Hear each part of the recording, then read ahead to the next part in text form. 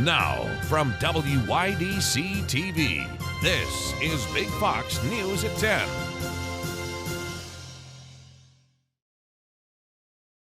Good evening, everyone. I'm Jamie Holmes. Ann has the night off. The Steuben County Sheriff's Office wants to make sure everyone makes it to the table this Thanksgiving. Big Fox's Josh Feldberg tells us what the Sheriff's Office is doing to crack down on impaired driving this Thanksgiving. According to AAA, more than 50 million people will travel 50 miles or more to a Thanksgiving celebration this week. With Thanksgiving kicking off a very merry time of year, the Steuben County Sheriff's Department wants you to remember buzzed driving is drunk driving. If your plans to celebrate the holidays include alcohol, plan for a sober driver.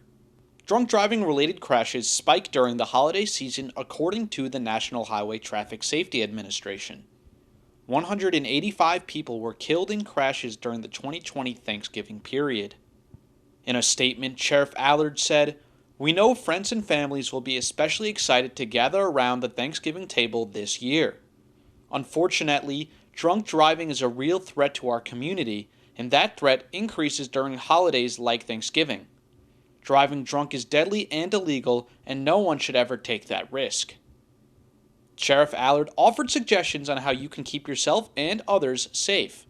Even if you've had one alcoholic beverage, designate a sober driver or plan to use a ride service, taxi, or call a sober friend. If you see a drunk driver on the road, contact 911. And if you have a friend that is about to drink and drive, take the keys away from them and find arrangements to make sure your friend gets home safe.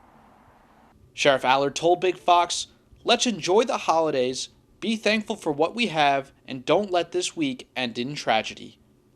Josh Feldberg, Big Fox News, Steuben County. The American Farm Bureau says this year's Thanksgiving meal could be the most expensive ever.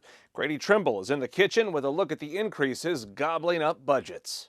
Hi there, and happy Thanksgiving to you. Unfortunately, I am the bearer of bad news this morning, and that's because inflation is hitting your Turkey Day meal. The American Farm Bureau Federation says you'll pay about 20% more for your Thanksgiving meal this year compared to last year. Big part of that is because the price of a 16-pound turkey, the centerpiece of most people's Thanksgiving meal, has gone up quite a bit, 21% from just last year. You can see we spared no expenses on our graphics today, going all out here to bring you this story. The item that has been hit the hardest by inflation, interestingly enough, is stuffing mix. A 14-ounce bag of that will cost you $3.88 this year. That's almost a 70% increase from a year ago. You got to have sweet potato casserole. We've got ours here with the nicely browned marshmallows. A 3-pound bag of sweet potatoes will run you $3.96, an 11% increase from a year ago. Head on over down the spread to our dinner rolls. A dozen of those goes for $3.73, a 22% increase from last year. And finally, time for dessert. Pumpkin pie costs you $4.28. That's an 18% increase from last year. The American Farm Bureau Federation says the overall cost to feed 10 people this Thanksgiving is about $64 or $6.50 per person, although some people think that's low, but they have secret shoppers who go out and check the prices on all of these items. I feel like a bit of a Debbie Downer, so I'll end with the good news, and that is that a 12-ounce bag of fresh cranberries has actually gone down in price from a year ago. Down about 14% from 2021. Most important thing, though, is that you spend your Thanksgiving with your family and friends, and that is priceless. Timer's going off, so I will send it back to you. In Naperville, Illinois, Grady Trimble, Fox Business. Let's take a look now at gas prices in the area before you hit the road. According to AAA, the state average is $3.82 a gallon. That's actually down 6 cents from a week ago. And Elmira prices lower than the state average at $3.65. That's down 10 cents from last week. Broome County has the highest prices in the region, though, at $3.78 a gallon. Governor Hochul speaking more on her 2 new laws aimed at preventing hate crimes. The governor signed that legislation in New York City Tuesday. It happened just days after 2 men were arrested at Penn Station in the city for making threats against the Jewish community. And on Tuesday, a man was arrested for throwing bricks on at least 3 separate occasions at the same gay bar in the city. This is what we're trying to do, capture the hearts and minds before people are radicalized on social media and go down a different path.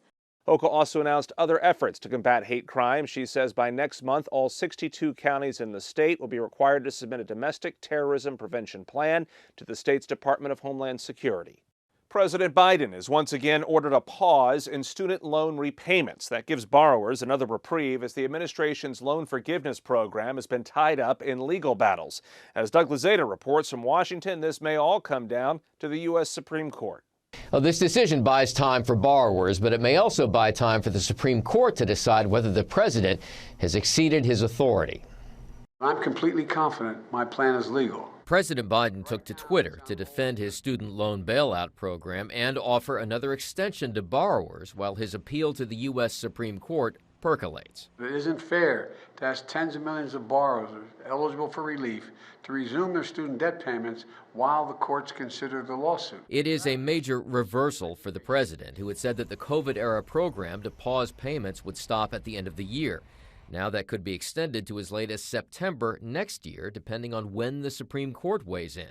Biden is counting on the high court to sign off on his larger plan to forgive as much as $20,000 of student loan debt for many borrowers, a plan that has been put on hold by a federal court. I don't know how a court could just seriously agree that any president had the power to write off $500 billion of student loans based on a war provision from 9/11. Many Republicans say the forgiveness program is deeply unfair to taxpayers who are left holding the bag and to those who paid off their loans or didn't attend college. The Biden administration decided to insult working Americans by unleashing yet another reckless giveaway that would actually transfer even more wealth toward highly educated people who already tend to be more well off.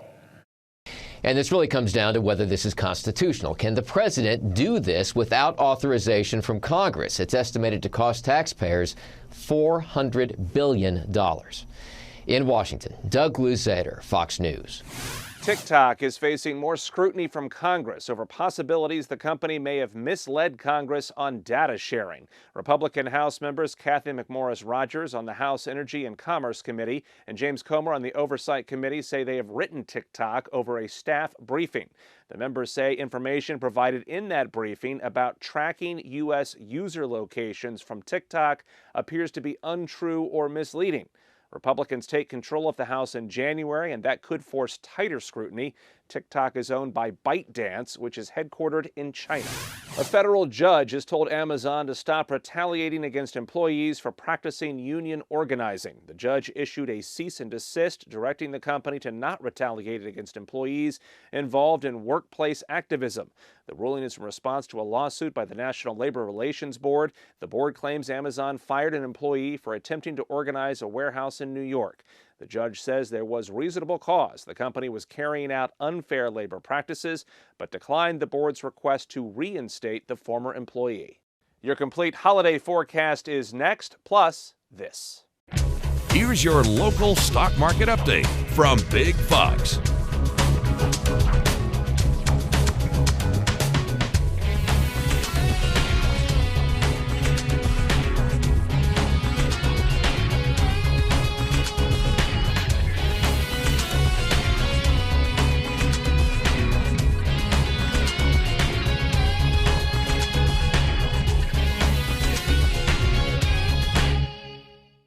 Now, your Twin Tiers forecast from Big Fox. Temperatures have made some big improvements over this week. It is showing that southerly wind can still do a lot this time of the year. Now, looking at our high temperatures over the past 5 days, we did see temperatures fall into those lower 30s on Sunday, but we made those improvements back up into the 50s, and we topped off at 50 degrees for our Tuesday as well as today. And there's still some more mild air on the way for the area. Now, we'll start off our Thanksgiving morning with temperatures just around those upper 20s, so a little chill in the air, but where we should be at this time of the year. And we'll be under some clear skies, which is going to give us a very pleasant turkey day with mild temperatures to persist. Now, there will be some changes ahead. What we're going to be detailing is that when it comes to hitting the roadways and that pavement locally, we have clear conditions.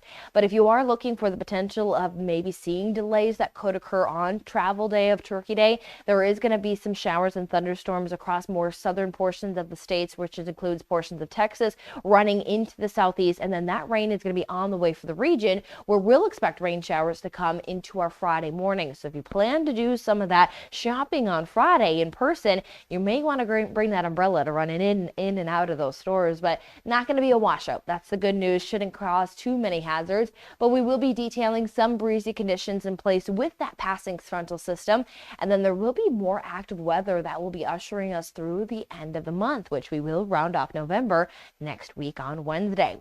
So running into our Thanksgiving holiday, though, we'll note that the beginning of the day, maybe you have any of those turkey trots or runs to get to, we note that we have some beautiful sky conditions, and then we'll have those temperatures within those 50s by the afternoon, like we've been seeing over the last few days. So as we top off just around 53, we are about 5 to 10 degrees above that average of 45, 52 in New England to Westfield around 50 degrees. Stepping into that Friday forecast, temperatures do pull back. You see more widespread 40s, which that's still seasonal for this time of the year. It will feel gloomy and cooler due to overcast skies persisting through much of the day, some rain showers to start the day, and then a little breezy into the afternoon.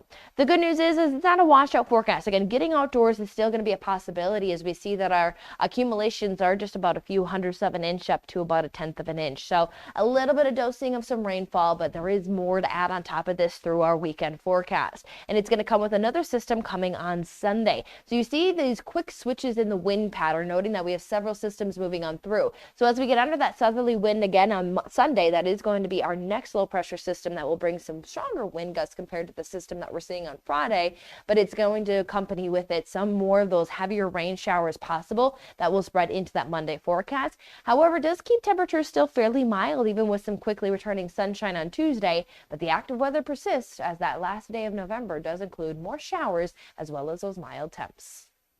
Scientists warn the U.S. will become the target of more frequent natural disasters as climate change continues worsening, with severe weather events already testing the limits of cities and modern infrastructure across the country.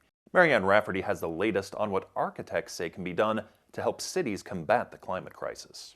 From massive wildfires to hazardous hurricanes, flooding, and more, a new report from the nonprofit group Rebuild by Design reveals 90% of U.S. counties were hit by natural disasters over the last decade, with California, Iowa, Mississippi, Oklahoma, and Tennessee listed as the states suffering the most catastrophes between 2011 and last year. But as erratic weather patterns are made worse by climate change, a growing number of architects say many of our cities aren't built to withstand the escalating environmental impacts. The way we are designing cities, we're displacing natural vegetation and replacing it with huge amounts of impervious surfaces. All that impervious surfaces goes to increase flooding, temperatures. With builders calling for climate-responsive designs to combat these ongoing threats. Design strategies that we can use at the architectural and urban design perspective in order to both mitigate and adapt to climate change. But these struggles aren't just native to cities in the U.S. In China, architects say climate change is causing industrialized cities to fail as they buckle under bouts of extreme flooding and drought. We need a new model, a new way. The solution could lie in what's being called sponge cities, pits made from layers of volcanic rock designed to quickly absorb water and hold it below the ground, preventing flash flooding in vulnerable neighborhoods. In the U.S., the National Centers for Environmental Information reports disasters last year cost more than $150 billion in damages. Marianne Rafferty, Fox News. The latest move to counter the ongoing fentanyl crisis. Amazon says Alexa is hurting its profits, and inflation hits the Christmas tree industry. CJ Papa has those stories and more in today's Business Briefs. Narcan vending machines are now popping up all across the country to save lives as fentanyl overdoses soar.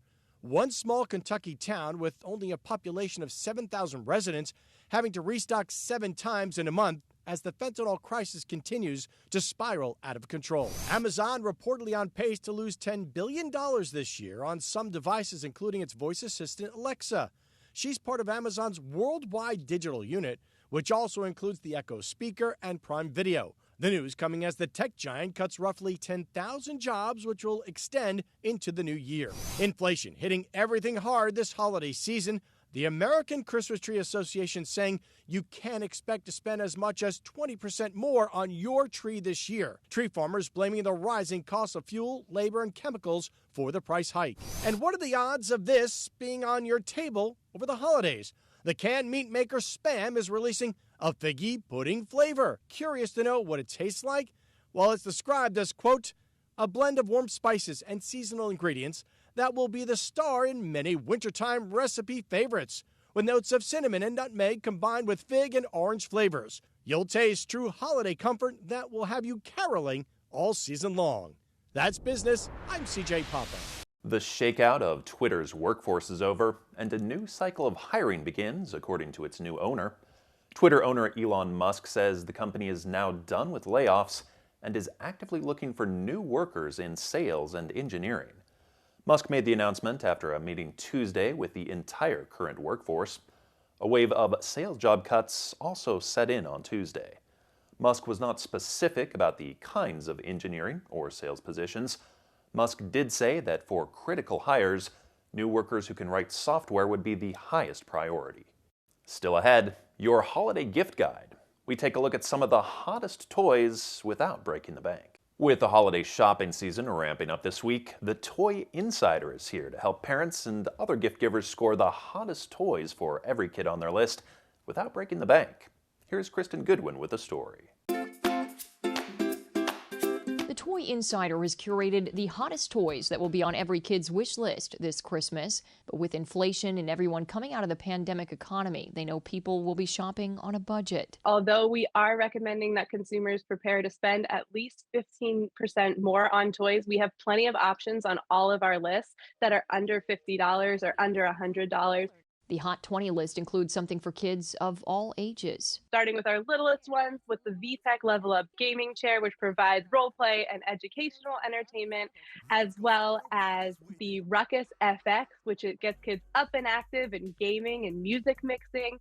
Plus, we have things that are inspired by influencers and kids' favorite characters, like the Addison Rae musical fashion doll. The 12 under 20 provides plenty of options, all under $20. You'll find collectibles like Kittens vs. Gherkins, which are mini versions of kids' favorite Cats vs. Pickles characters. You'll find cool things like the Express My Feelings journal from Hand to Mind, which lets kids really engage in that social emotional learning and learn how to cope with their own emotions. And you'll also see things like Play Foam Naturals from Educational Insight, which is a really fun tactile compound that's also eco-friendly. And kids can learn as they play with toys from the STEM 10 list. They can do this through activity kits like Crayola's Critter Creator, which allows them to make their own fossils in this kit and get really creative. They can do this through building up their own blasters, like the Ultra Bionic Blaster from Thames and Cosmos. And they can also create and learn how marble runs work with sets like Trestle Tracks from Fat Brain Toys. In Hollywood, Kristen Goodwin, Fox News. After giving thanks for that holiday meal, experts advise you store the leftovers properly in order to make sure to avoid foodborne illnesses. Cleveland Clinic dietitians advise dividing leftovers into smaller portions so they can cool quickly. They also say to place them on a shelf above any raw foods to avoid cross-contamination. Cooked food should be put in the refrigerator after 2 hours outside. If it stays out longer, then bacteria could start to grow. And those leftovers should be eaten by Cyber Monday, otherwise it's time to throw them out. The countdown to Thanksgiving dinner is on, and medical professionals have some tips to help keep your holiday germ-free. First, make sure you're immunized and updated on virus vaccines and flu shots. Keep hand sanitizer handy and have multiple towels in bathrooms. Have plated meals instead of a buffet. Make sure there's plenty of seat spacing, and consider disposable dishware and utensils. Also, wash all produce and heat food to the right temperatures. A new study suggests eating a specific tasty snack can help you cut back on your calorie intake. This Thanksgiving holiday, a lot of people run the risk of overeating. But a new study says if you eat a handful of almonds, you can cut back on consumed calories. Researchers at the University of South Australia say just a handful of almonds, about 30 to 50 grams or less than 2 servings a day, helps your hunger cravings. Eating almonds instead of a carbohydrate snack can save 300 extra calories. Stay with us. We'll have more after the break. We want to leave you with a smile. Thursday marks the 65th anniversary of when How the Grinch Stole Christmas was released. The classic holiday story was written by Theodore Dr. Zeus Geisel and was originally published in 1957. It has since been adapted into movies, animated specials, and a musical. The Grinch has also been featured on many products. I'm Scott Beadle. Thank you so much for watching, and have a wonderful Thanksgiving.